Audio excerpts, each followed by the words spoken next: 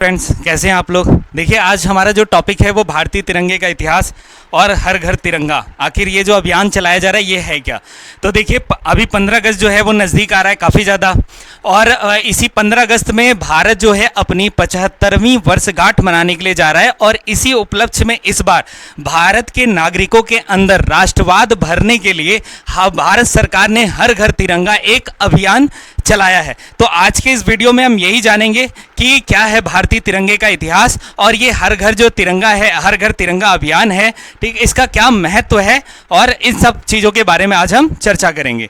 तो देखिए, सबसे पहले अगर मैं बताऊं तो भारतीय तिरंगा आज स्वतंत्रता से लहरा रहा है ना, इसके पीछे जो हमारे क्रांतिकारी थे सुभाष चंद्र बोस, मंगल पांडे, चंद्रशेखर आजाद, इन लोगों की अहम भूमिका रही है। और ऐसे में मुझे एक शेर याद आता है कि हम दीवानों की क्या हस्ती, आज यहाँ रहें कल वहाँ रहें, मस्ती का आलम साथ चला हम धूल उड़ाते जहाँ चले। और इन्हीं क्रांतिकारियों की देन रही है कि आज जो भारतीय तिरंगा है वो इतनी शानदार और इतनी शानदार तरीके से स्वतंत्रता पूर्वक जो है लहरा रहा है।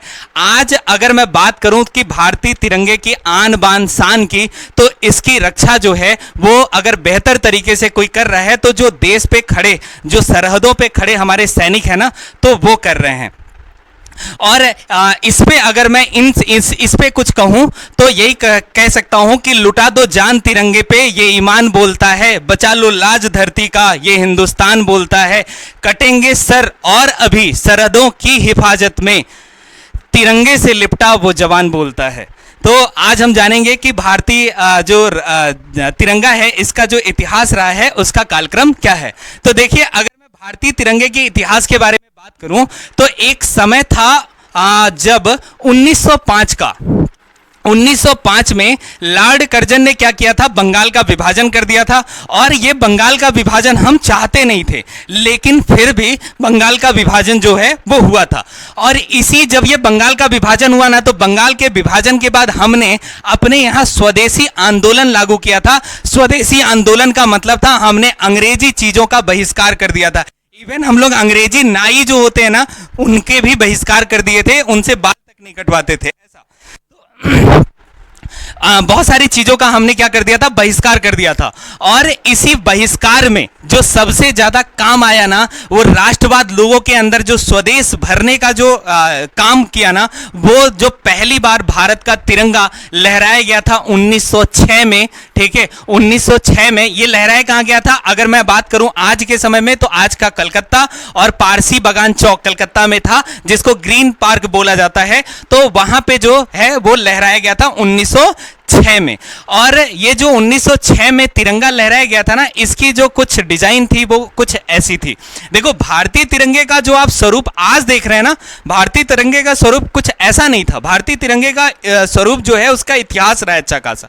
तो उस समय जो तिरंगा था ना, वो कुछ इस तरीके का था। इसमें 8 कमल के फूल थे। जो ये 8 कमल के फूल थे, ये 8 प्रांतों को दर्शाते थे। बीच में एक काली पट्टी थी जिसपे हमने वंदे मातरम लिखा हुआ था, और नीचे लाल रंग की पट्टी थी जिसमें चंद्रमा और सूर्य बना हुआ था। चंद्रमा जो था वो दर्शाता था, और जो सूर्य था वो हिंदू धर्म को दर्शाता था। लेकिन जो ये डिजाइन थी 1906 में फहराने का, ये जो झंडा बना ना, इसके 2 लोग थे जिन्होंने झंडे का जो है डिजाइन तैयार करने में मदद किया था।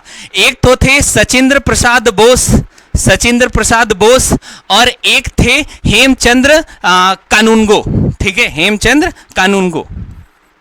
इन्होंने क्या किया था कि ये झंडे का जो है वो डिजाइन दिए थे। ठीक है, और ये झंडा कब फहराया गया था, 1906 में। क्लियर है।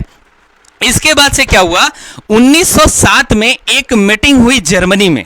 तो जर्मनी में जब एक मीटिंग हुई ना, तो ये जर्मनी का मीटिंग जो था वो इंटरनेशनल सोशलिस्ट कांग्रेस की मीटिंग थी। इसमें बहुत सारे देशों ने भाग लिया था, और वो सारे देश जो हैं अपने अपने झंडे फहराए थे। लेकिन भारत के लिए ब्रिटेन का ही झंडा था। देखिए, ये जो ब्रिटेन है, इसके गठन की मैं बात करूंगा किसी वीडियो में, मैं इसको बना के बताऊंगा मैं कि कैसे कैसे ब्रिटेन का गठन हुआ, किसको हम ब्रिटेन कहते हैं, किसको यूनाइटेड किंगडम कहते हैं, और ये सारी चीजें।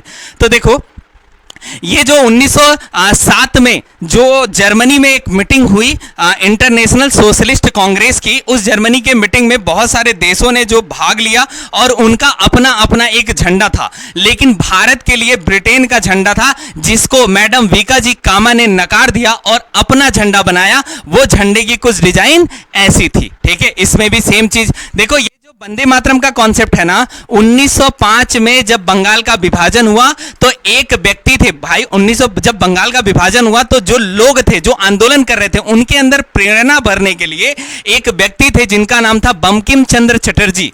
उन्होंने आनंद मठ की रचना की थी,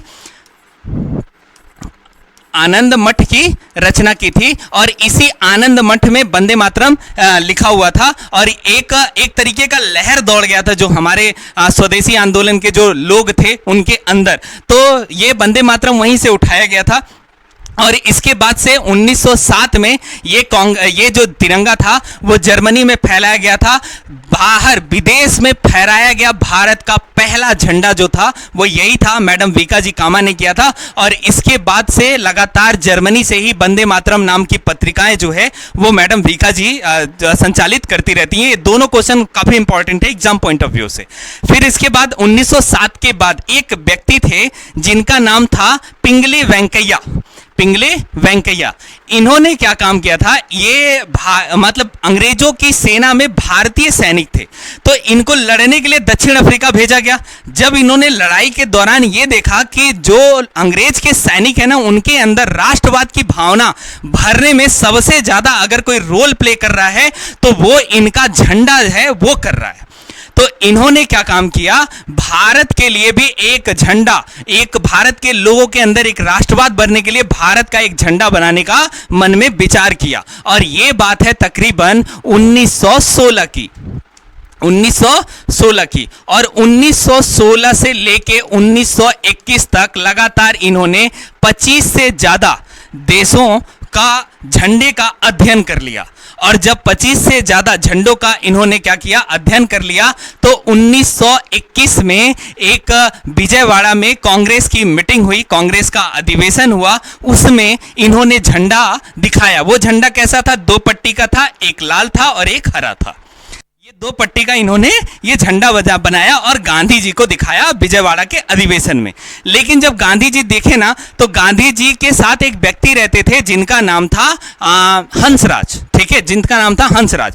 उन्होंने क्या किया कि इस झंडे में कहा कि कुछ परिवर्तन हो जाए, मतलब इस झंडे में एक कुछ परिवर्तन हो जाए। तो गांधी जी ने पिंगले वेंकैया को सलाह दिया कि ऐसा इस झंडे में एक और पट्टी डालो और वो डालो सफेद, और उसके अंदर एक चरखा डालो। ठीक है, तो पिंगली वेंकैया ने 1931 में जो झंडे का डिजाइन दिया वो कुछ ये था। ठीक है, इसमें गांधी जी का जो चरखा आ गया और 3 तरह की पट्टियां आ गई। लेकिन और ये 1931 में कराची में अधिवेशन हुआ था कांग्रेस में, वहां दिखाया गया। इसके बाद 22 जुलाई 1947 को 1931 में जो कराची का अधिवेशन हुआ, उसमें क्या किया गया कि ये जो लाल पट्टी थी उसको केसरिया कर दिया गया और रंगों में भी परिवर्तन किया, चरखा जैसे था वैसे, सफेद पट्टी जैसे थी वैसे रहने दिया। इसके बाद 22 जुलाई 1947 को संविधान सभा की मीटिंग हुई और संविधान सभा की मीटिंग में इस झंडे को कुछ परिवर्तन के साथ स्वीकार कर लिया गया। ठीक है, ये परिवर्तन था क्या, तो देखो, एक संविधान सभा के जो जनरल सेक्रेटरी थे उनका नाम था बदरुद्दीन तैयब जी, उनकी एक पत्नी थी सुरैया तैयब जी।